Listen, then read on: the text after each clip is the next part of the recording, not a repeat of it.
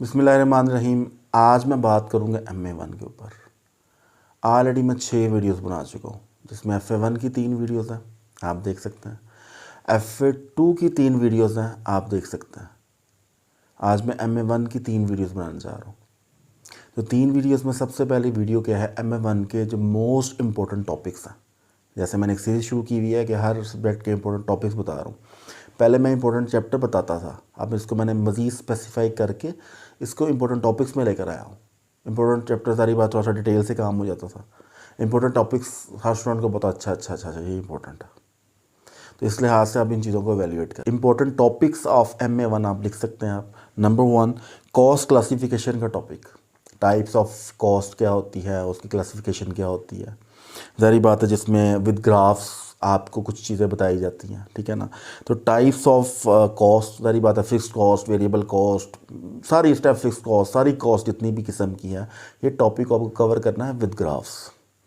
अक्सर student types of cost कर लेते हैं, लेकिन ग्राफ की अंडरस्टैंडिंग बिल्कुल नहीं है। मैं असल में थोड़ा सा मानता हूँ स्टूडेंट को कि स्टूडेंट भी है, लेकिन टीचर्स भी एम्फसाइज़ नहीं करते। तो एम्फसाइज़ करने की ज़रूरत है। अगर कोई मेरी वीडियो टीचर देख रहा है तो मैं बड़ी माज़रत के साथ अर्ज़ करूँगा कि हमें स्टूडेंट्स को प्रॉपर नॉलेज देना चाहिए। टाइप्स ऑफ कॉस्ट तो बता रहे हैं, लेकिन विद ग्राफ्स भी बताएं और उसके ऊपर बताएं कि बेटा ये इंपॉर्टेंट है। मैंने अब ये जो वीडियो बना रहा हूँ, ये वीडियो ऐसी है कि जिसमें मैं इंपॉर्टेंट टॉपिक तो बता रहा हूँ, लेकिन इंपॉर्टेंट टॉपिक्स के साथ ये भी बता रहा हूँ कि ये टॉपिक पेपर में कितने मार्क्स कवर करेगा, कितने मार्क्स को कवर करेगा। अब बहुत से स्टूडेंट कहेंगे ये आपको कैसे पता, ये आपका काम नहीं है, it's not your business, it's my business.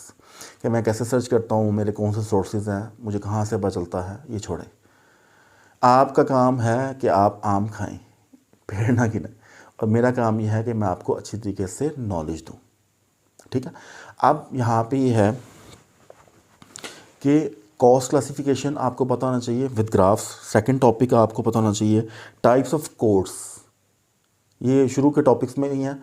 आपको टाइप्स ऑफ कोड जैसे जब आते हैं, सिक्वेंशियल कोड क्या होता है, निमोनिकल कोड क्या होता है, सिक्वेंशियल कोड्स क्या होते हैं, निमोनिक कोड क्या होते हैं। तो इस तरह कोड्स, जितने भी कोड्स, टाइप्स ऑफ कोड्स हैं, सारे के सारे इसमें आपको कवर करते हैं। कोई 5-7 ही हैं, ज़्यादा मुश्किल तो है नहीं है।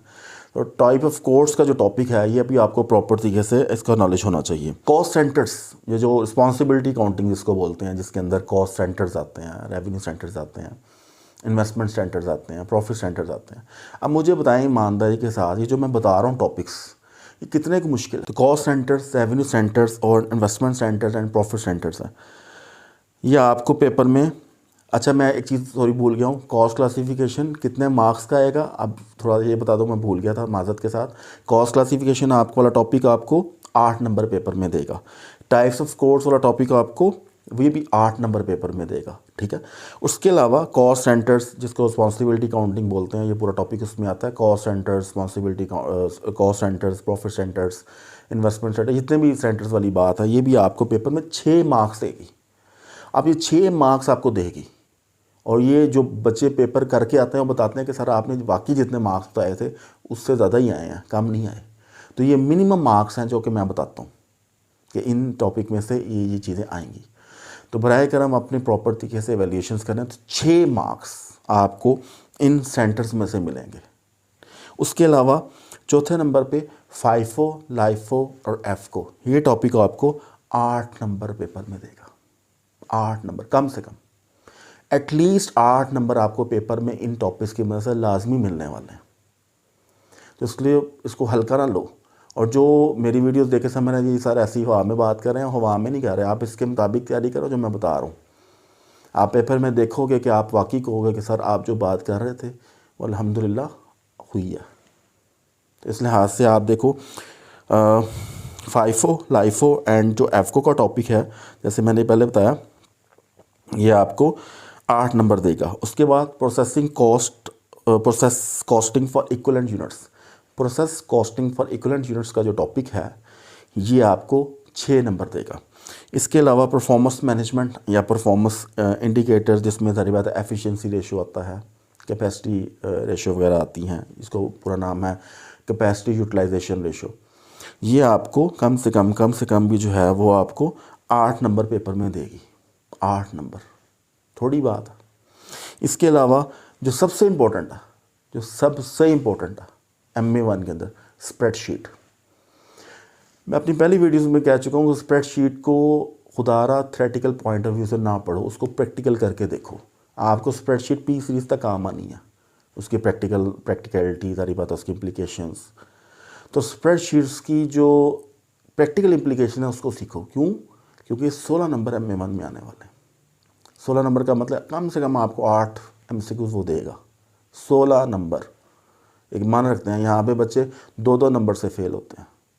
ये वो कम से कम मार्क्स हैं जो मैं आपको बता रहा हूँ। और आखिरी बात, फिलिंग द ब्लैंक्स, जिसको ऑब्जेक्टिव क्वेश्चंस बोलते हैं। ऑब्जेक्टिव क्वेश्चन ना टीचर एम्फेसाइज करते हैं स्टूडेंट्स के ऊपर, ना स्टूडेंट उसको कहीं खाते लाते हैं। तो ऑब्जेक्टिव क्वेश्चन सारी बात है जिसमें 4 ऑप्शंस नहीं होती, वो फिलिंग द ब्लैंक्स टाइप होता।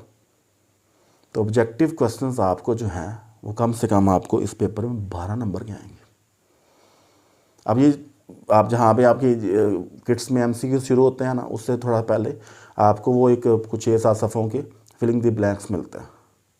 तो वो आप कवर कर लें तो बहुत सारी चीज़ें उसमें से भी आ जाती हैं, ठीक है। और वैसे भी टीचर्स को बताया कि हमें top 20 top 30 filling the blanks निकाल के दें, तो वो भी एक है मेथोडोलॉजी। बहरहाल सारी बात है, हर चीज़ तो मैं यहाँ पर रिवील नहीं कर सकता, लेकिन ये बता सकता हूँ कि आपको इन चीज़ों को कवर करने की ज़रूरत है। मैं दोबारा एक दफ़ा रिवाइज़ कर देता हूँ ताकि आपको कवर हो जाए।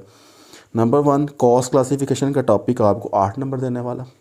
नंबर 2, टाइप्स ऑफ कोर्स, जिसमें जाहिर बात है सिक्वेंशियल कोर्स, निमोनिक कोर्स सारा आता है, ये आपको 8 नंबर देगा। कॉस्ट सेंटर्स, रेवेन्यू सेंटर्स आपको जो हैं ये भी एक मार्क्स देने वाले हैं 6 से 8 नंबर के। FIFO, LIFO और EFCO जो है ये भी आपको 8 नंबर देंगे। इसके अलावा परफॉर्मेंस जो मेजरमेंट्स हैं, जिसमें मैंने बताया capacity utilization ratio, efficiency ratio, ये भी आपको 8 नंबर आएंगी। उसके अलावा मोस्ट इंपॉर्टेंट जो मैंने सबसे हाईलाइटेड बोला है, हाईलाइटेड, ये कम से कम 16 नंबर है। मैंने MA1 के अंदर एक्सेल के, जिसको स्प्रेडशीट का दूसरा नाम एक्सेल भी है, एक्सेल के अंदर मैंने 24-24 नंबर का पेपर भी देखा है, 28-28 नंबर का पेपर भी देखा है। मैं हकीकत कह रहा हूँ। ये जो बच्चे फेल हुए ना, उनसे पूछो जाके कि ऐसा है कि नहीं है। तो मैंने 16 नंबर यहाँ पे कम से कम लगाए हैं। अब 16 से लेकर 24 तक इसको अज्यूम कर सकते हो। जारी बात है वो फिर बाकी जगहों से कट कर लेंगे अगर एक्सेल को प्रेफर करेंगे तो। 16 से लेकर 24 नंबर तक आप इसको अज्यूम कर सकते हो, इतनी इंपॉर्टेंट है इसकी। और फिलिंग द ब्लैंक्स को मेरा भाई भूलना ना ज़िंदगी में। पहले 4 papers FA1, FA2, MA1, MA2, इसमें फिलिंग द ब्लैंक्स ना भूलना। 10 से 12 नंबर की ज़रूर आती है, ये भी कम से कम है, ज़्यादा भी आ सकती है। 16 नंबर तक भी आई हुई है, 18 नंबर तक भी आई हुई है, लेकिन कम से कम मैं बता रहा हूँ ताकि आपको कॉन्फिडेंस रहे कि जो बात बताई जा रही है वो हिसाब से तो लाजमी आएगी। तो जो चीज़ें मैं बताई हैं, इससे ज़्यादा नंबर इसको रिकवर कर सकता है ये टॉपिक्स, लेकिन इससे कम नहीं करेंगे किसी सूरत में भी।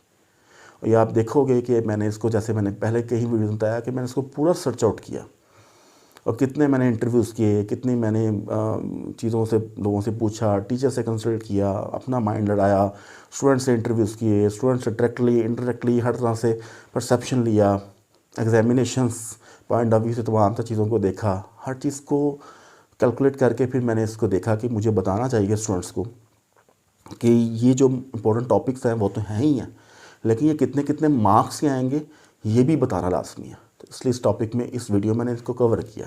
तो MA1 के अंदर आप इन इम्पोर्टेंट टॉपिक्स को देखो और वीडियो को ज़्यादा शेयर करो। सब्सक्रिप्शन मुझे लालच नहीं है, शेयर लालच है कि मेरा पैगाम लोगों तक पहुंच जाए, क्योंकि एक हैवी तादाद फेल हो रही है और हैवी नंबर ऑफ़ स्टूडेंट्स जो हैं वो ड्रॉप आउट हो रहे हैं। पहले 3-4 पेपर्स में ही मैंने देखा अक्सर स्टूडेंट्स हिम्मत हार जाते हैं। तो उनको ड्रॉप आउट होने से बचाने के लिए मैंने इन वीडियोस का सिलसिला किया, वरना ये हमारा पेड जो है प्रोग्राम्स के अंदर हम इन चीज़ों को बताते हैं। जो मेरे पास स्टूडेंट्स ऑनलाइन पेड प्रोग्राम्स के अंदर पढ़ते हैं उनको मैं ये बताता हूँ, लेकिन मुझे फिर मैंने एक ज़रूरत महसूस की कि मुझे इन तमाम चीज़ों को बताना, और मैं सारी बात है पूरे ACCA को कवर करूँगा आस्ता आस्ता। लेकिन अभी शुरू में ये वीडियोस पूरे ज़री बात AFD को कवर कर जाएगी और ये सारी वीडियोस आपको आस्ता आस्ता AFD के अंदर मिल जाएंगी।